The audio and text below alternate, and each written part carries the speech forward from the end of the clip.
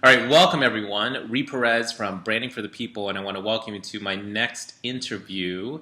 And as if you've been following some of our previous interviews, you'll know that what I've been doing is interviewing some of my private clients, some of my colleagues, and people who I admire and respect, just to add to the discussion and to really enlighten or share some words of wisdom or tips to help you as you think about building your own brand and ultimately building your business.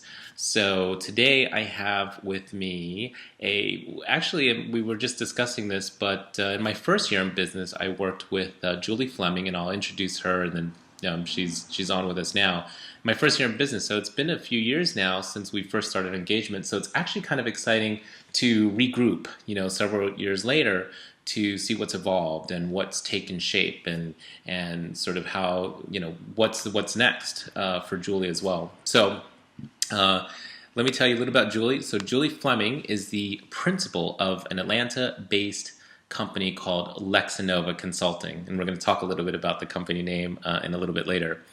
She helps lawyers and other service professionals to construct and implement innovative business development plans. So she's the author of The Reluctant Rainmaker, a guide for lawyers who hate selling, 7 Foundations of Time Mastery for Attorneys, and her most recent book, Legal Rainmaking Myths: What You Think You Know About Business Development Could Kill Your Practice. So before launching her business, she practiced law for over a decade in firms of 3 to more than 2,100 attorneys, and she focused her practice on patent litigation. Patient litigation, that would be a totally different business, right?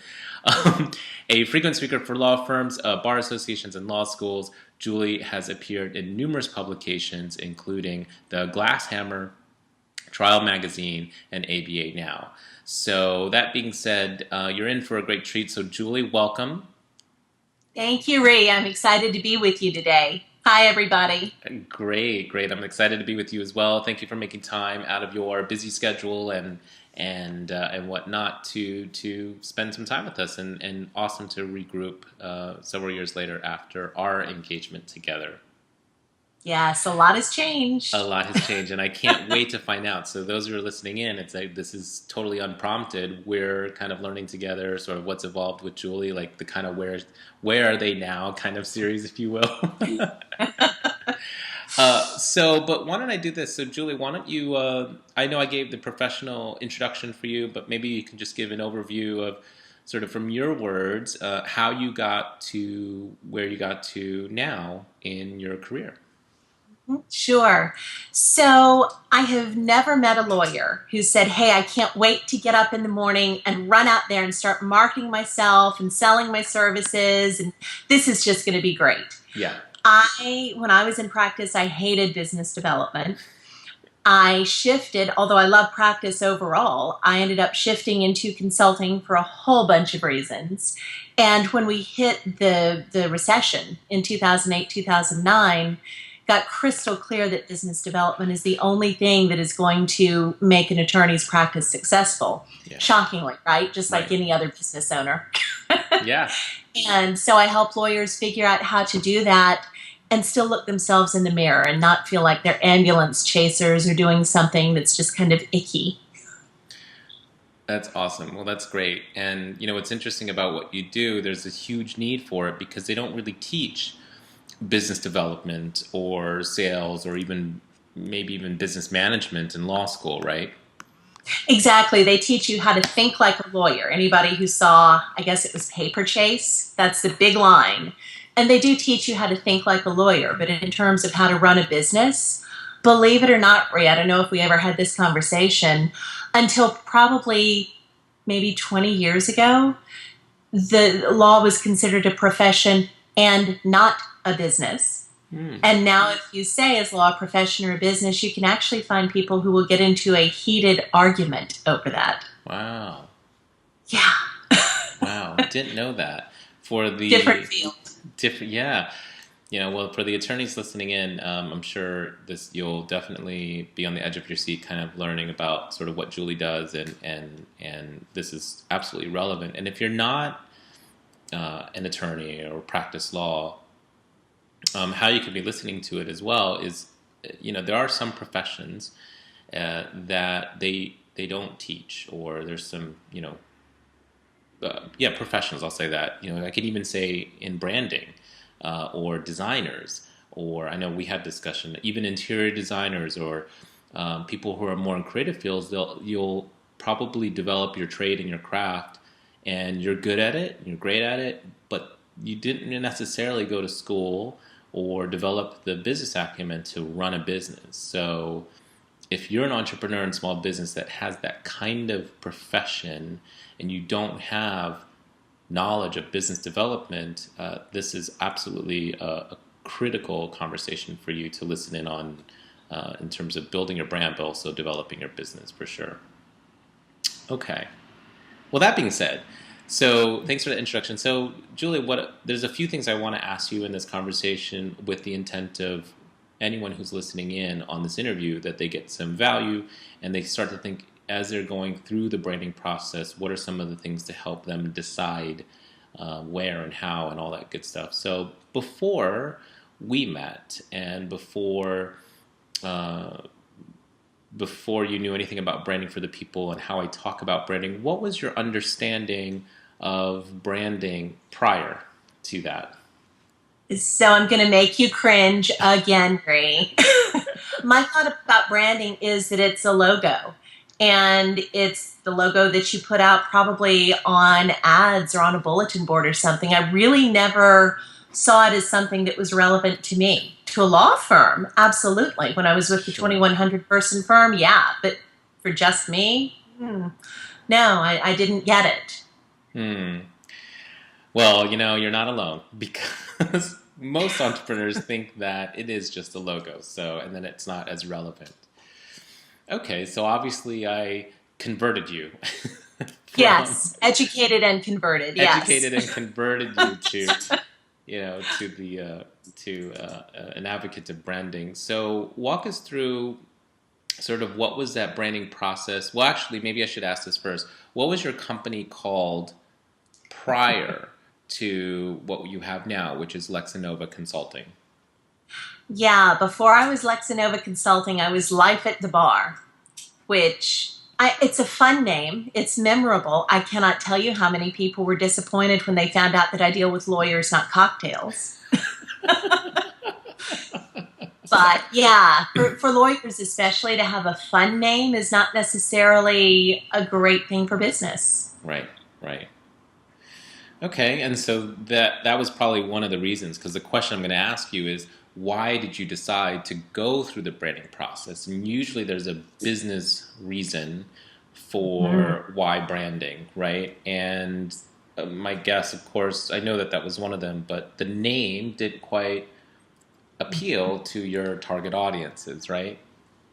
Well, it's interesting. When I started this business, I was doing a lot of work with work-life balance. And so that made sense, right? Okay, Life at the bar.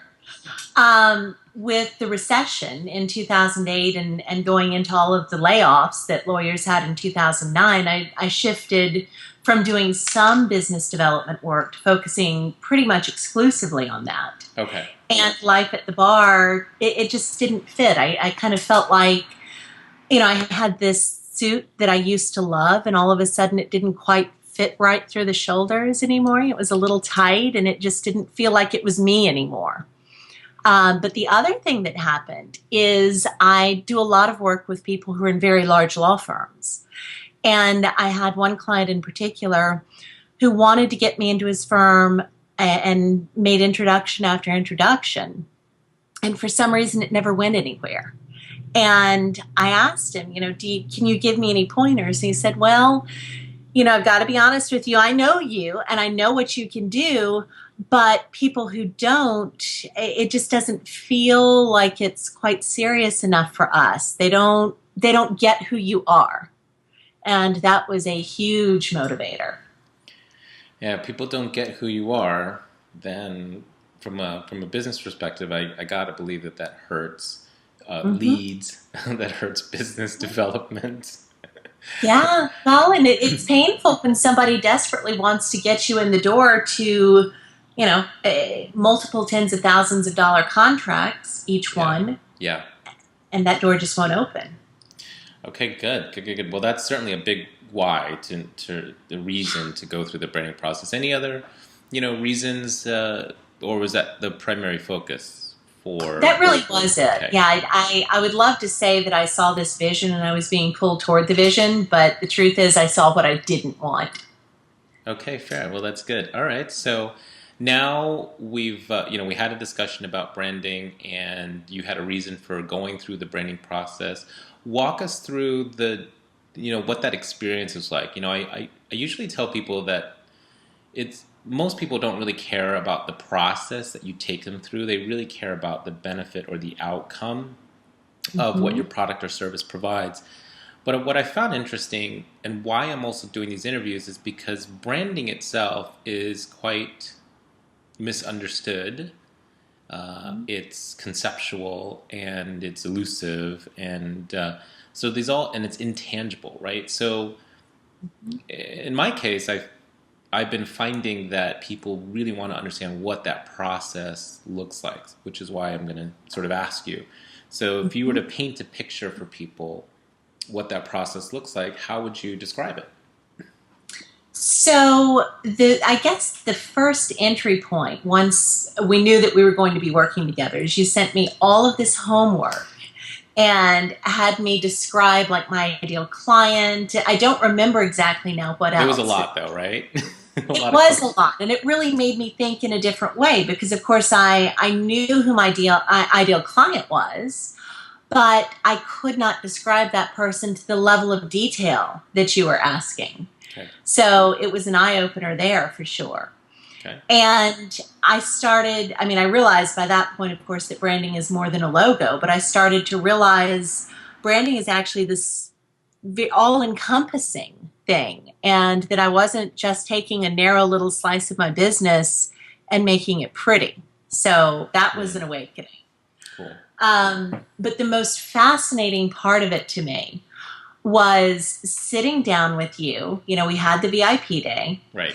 And writing out all of these words that people had used to describe me and my business that I would use, and coming down to kind of the refinement, the most essential words. I think essential is actually one of my words. That's right. To get to brand values.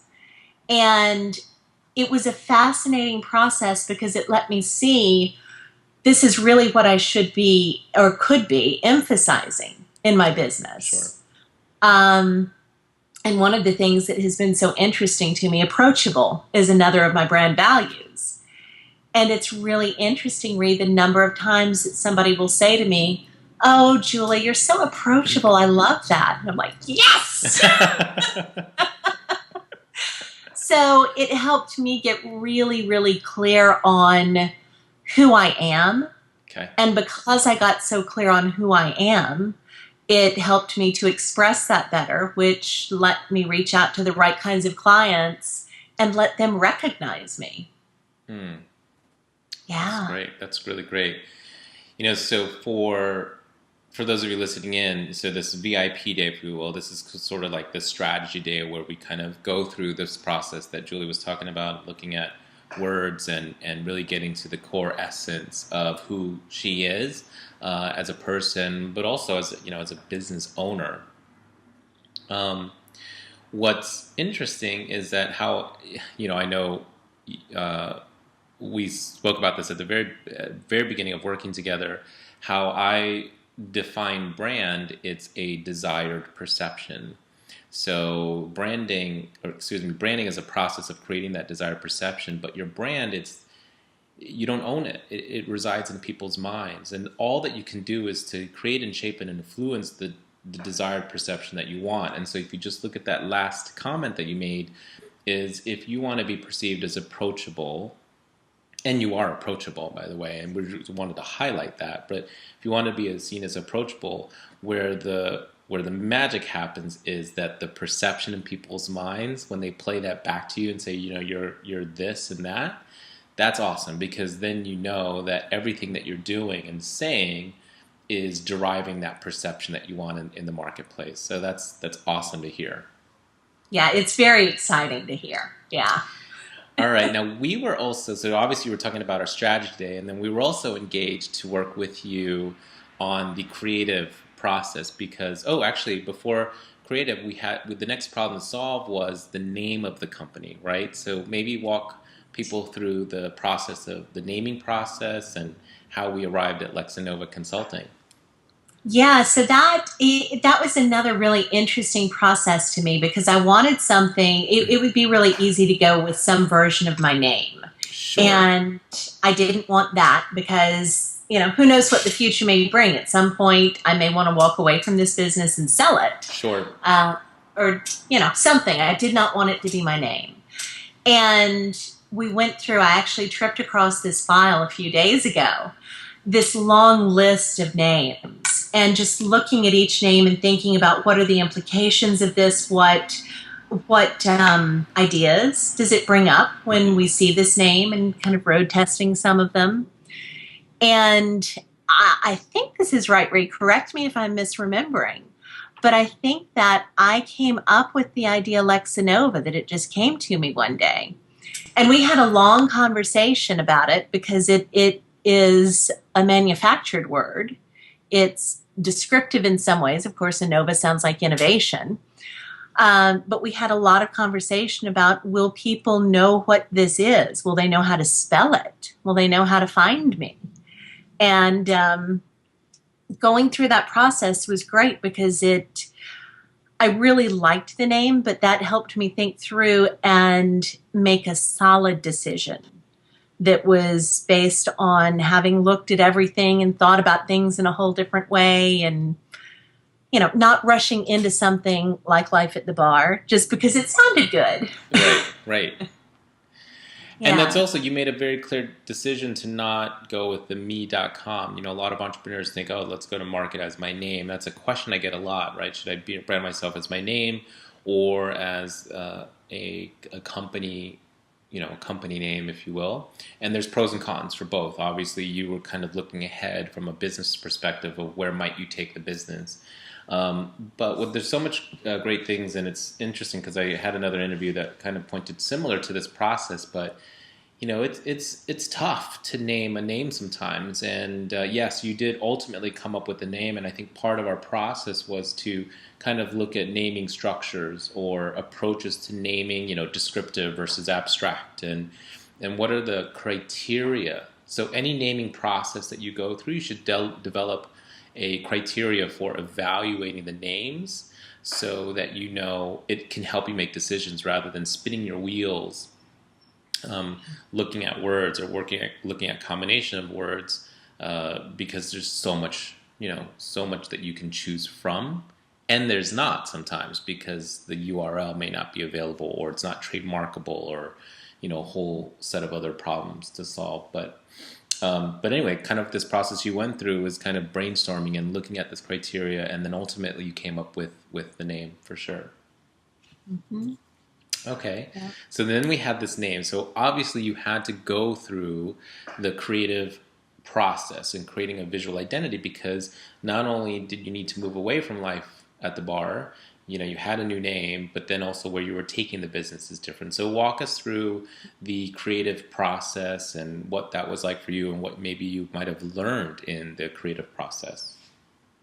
Yeah, it was so interesting because, you came back to me with, I think you called it a creative brief maybe, that had 3 different visual identity presentations. And looking through those, and one of the things that was so fascinating to me was this sense of I could choose the direction to go, and I could choose it. It isn't just something that I would fall into. Sure. So that was really exciting. And ultimately, seeing the different presentations let me get kind of the view that a client might, so that I could look at something and say, okay, what does this look like to me? Yeah. One of the key words in my business is rainmaker, and one of the presentations played with that. And it was a lot of fun, and it was very attractive. And I decided not to go with that one in part because rainmaker is a word that's used by so many people that I wasn't sure that I wanted to hang my hat on it. Um, and just, again, thinking it all through and actually having expert help in thinking it all through so that I wasn't left alone in my head to say, well, this is pretty, but making business decisions about it. That's good. It's important. You know, what's interesting, Yeah. there was something that came out of that process now that I sort of think about and reflect upon that creative process for you. Color was a big thing. And I get this question a lot from people. It's like, what should the color of my brand be? And, you know, or I like this color and how can I incorporate this? So color is a big part of it. Now, most people aren't trained to understand color theory and, you know, color as it relates to design. And so there's pros and cons of being able to sort of pick your own colors, if you will. But for our process, we had an in-depth conversation about the choice of colors in your system. Maybe walk people through, you know, if there was something new or something that you might share in that process specifically on color. Yeah, that was a fascinating process, and I did not realize, for me personally, how important color is to me. I remember sending something back to you and not just talking about colors, but shades of colors. And it was such an interesting process again to look at all of these things because when it comes to color, I have very firm, completely untutored, uneducated opinions. And it was really interesting to come to you and say, okay, I really like this color.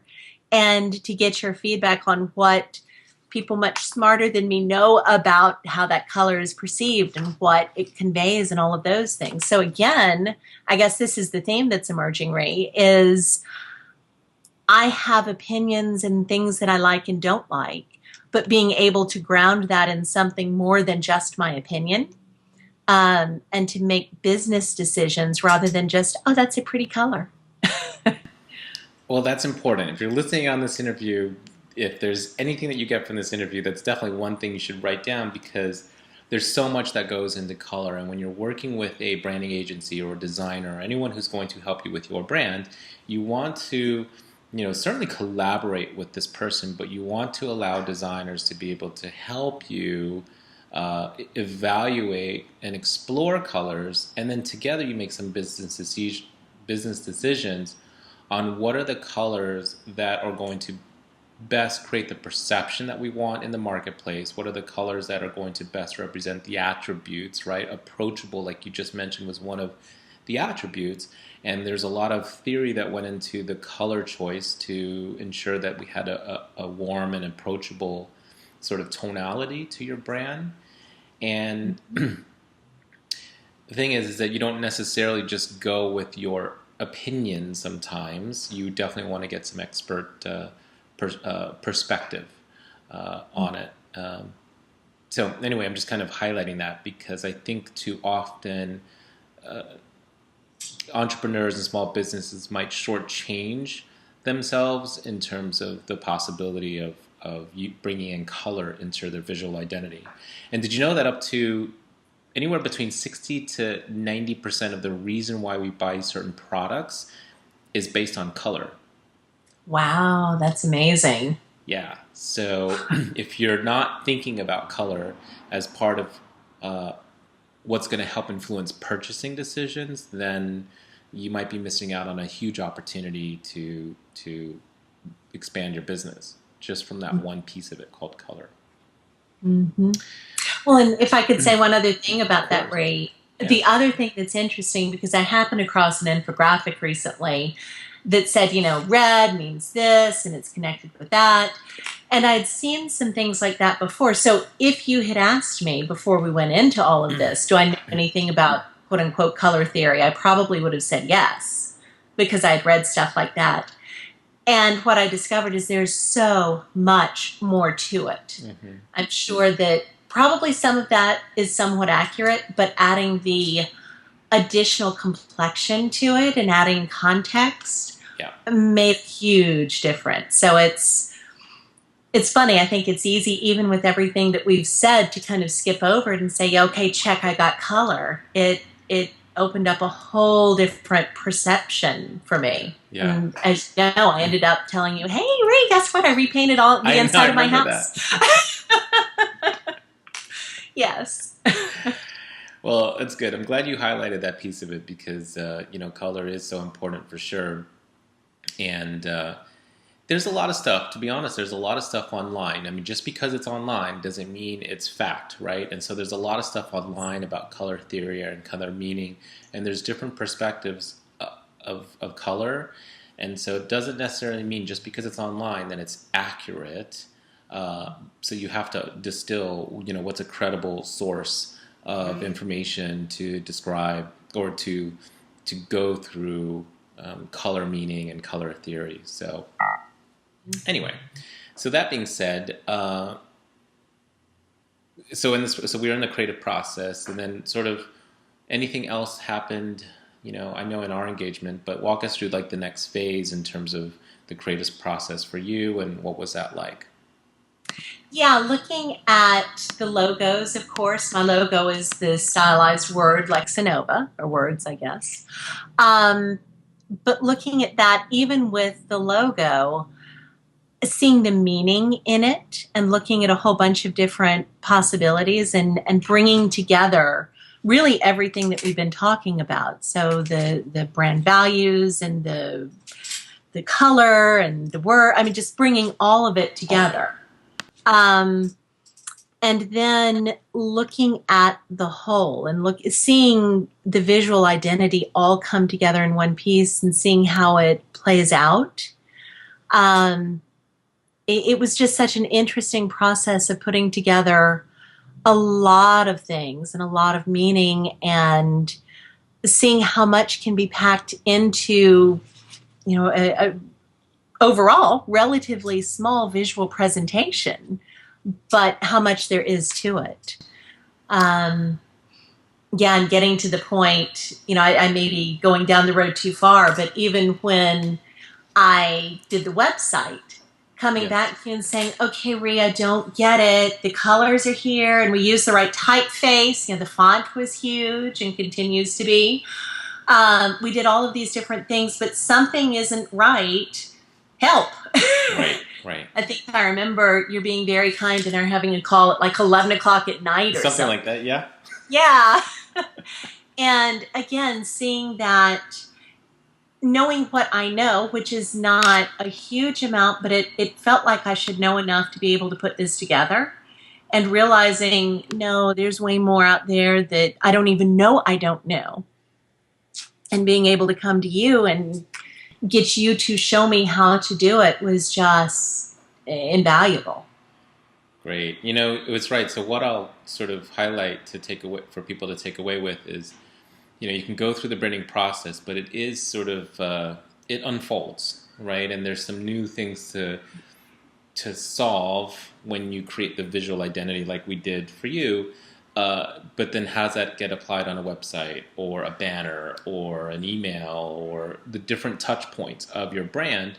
And it's not just as simple as slapping your logo on everything, right? That would be sort of, basic, elementary kind of approach. But we're talking about creating a whole visual system, and we want to use the communication vehicles in a way that they're intended to be used, but we brand it in a way that's appropriate, right? As opposed to just slapping your logo on everything. So, yeah, there's definitely a lot in that process, and having someone guiding you in the rollout of your brand is important, for sure. No, it's critical. It's more than important, seriously. Yeah.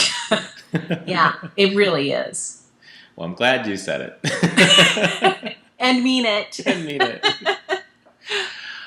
Okay, well, so I'm big on results, and one of the things that I like to share is that's awesome that we spent an awesome day, we dug deep, and we were to create this beautiful visual identity for you. But one of the things, and what gets me out of bed every day in terms of running the agency and helping the clients that we serve, is because I know that the work that we do makes an impact and it produces results. So could you share with us some of the results, whether they're tangible results or intangible results that you've gotten over the past few years as a result of the branding process.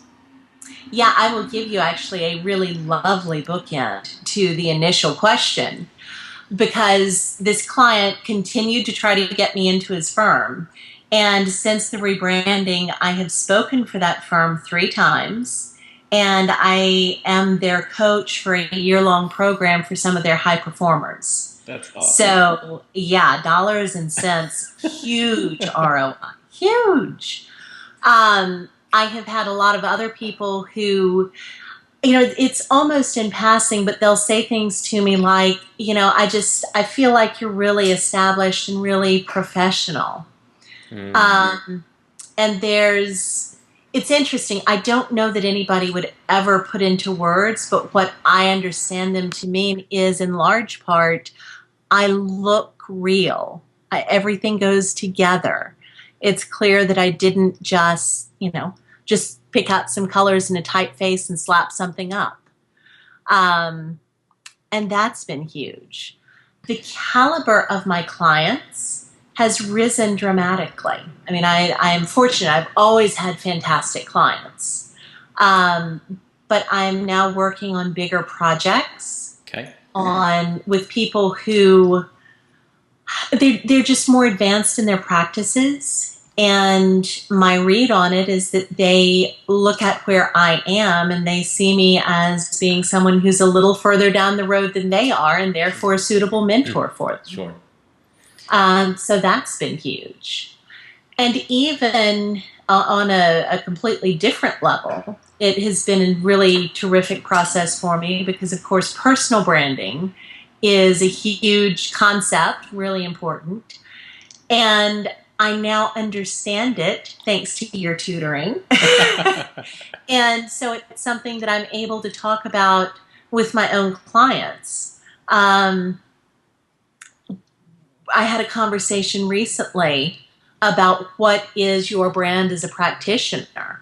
And a woman actually said to me, well, I don't know why you're asking me that. I mean, I'm not the firm. It's the firm's brand.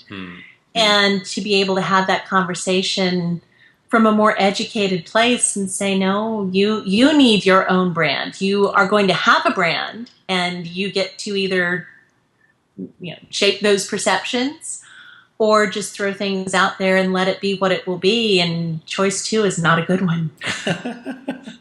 It's harder.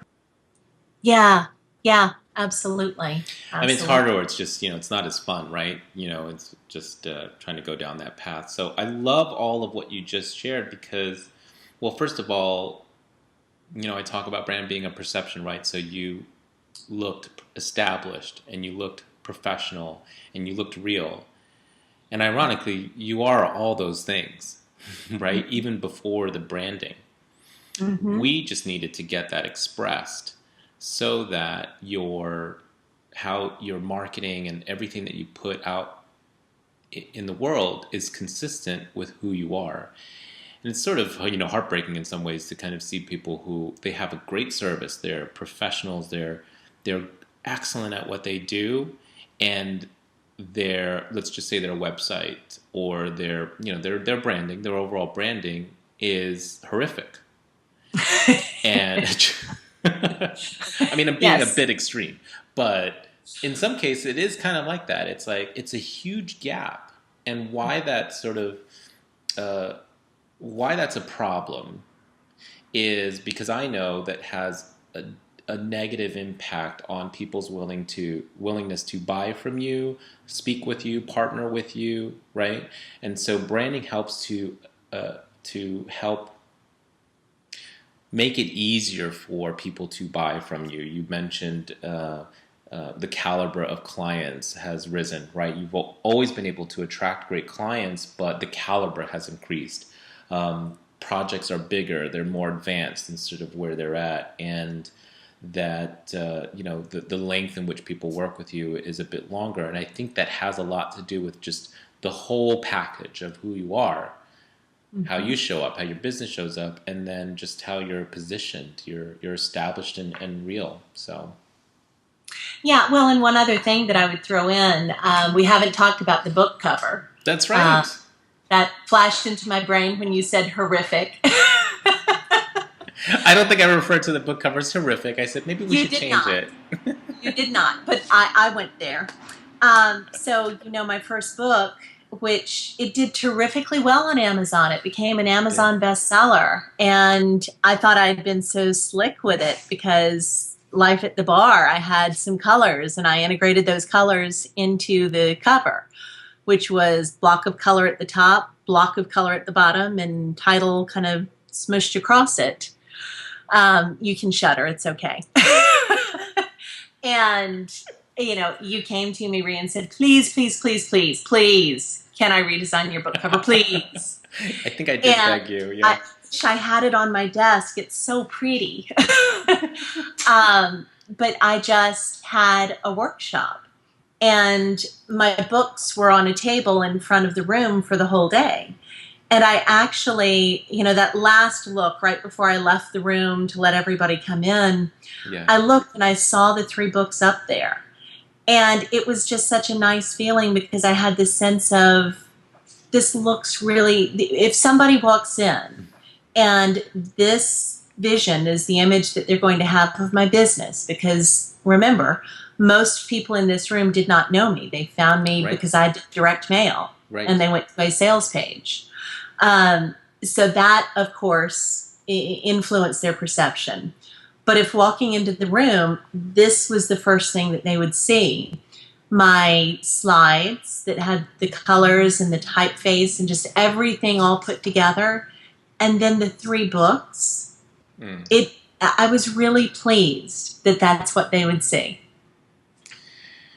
Well, that's great to hear because that makes a huge impact, even just for yourself in terms of your own confidence, right? Like, yeah, this is who I am, right? It helps just from a energy perspective. It helps you show up in your best rather than having shame or or disappointment or not liking what you have. It's kind of there in the background, even though most people won't really pick that up. But when you show up and everything is all consistent, you're proud of who you are and what you do, and that makes a huge impact in terms of how you show up. And I'm sure it made a huge impact in terms of how you showed up at your event. I'd love to get some pictures and see how the display was. Hopefully, you were able to capture some of those pictures of your display. It'd be really nice to see. Yeah, we did video. I don't remember whether the whole day is a blur to me. It was just a couple of days ago. So I don't know. I know we have video. I'll see if we do have If you have pictures. pictures, that'd be great to see. I'm a visual learner, so. Yes, there you go. Well, this has been fascinating. Thank you for sharing sort of that journey. And I know if you're listening in, if like I said, there's pieces of nuggets in here for you to kind of walk away with to think about as you go through the branding process for yourself. So that being said, Julie, if someone wanted to learn a little bit more about you, or they wanted to come check out your book, or where should we send them to find out more about you? Sure. To my main website, which is lexinnovaconsulting.com. That's LEXINNOVA consulting.com. Awesome. Well, there you have it. So lexinovaconsulting.com, Julie Fleming sharing her experience and working with us, and also just really from a perspective of being able to shed some light for you on the branding process, and hopefully it was of value to you. And do me a favor, feel free to certainly check out Julie and her work on lexinova.com, but do me a favor and share your comment, share something that you got out of this, or if this was of value for you as you're thinking about building your brand, or maybe changing your name, or looking at colors in your visual creative process. But share your comments below where this video is posted on our site, and I'd be happy to respond and see if we're delivering value for you guys. So with that being said, Julie, I want to thank you for your time today. Thank you, Ree, and thank you truly for everything you've done. Talking about this has brought back to me how much it really has done for me. So thank you. Well, that's great. My honor, my privilege, and thank you for being an awesome client. So with that being said, thank you everyone for listening in. We'll see you on the next interview. Enjoy the rest of your day, and we'll speak with you soon.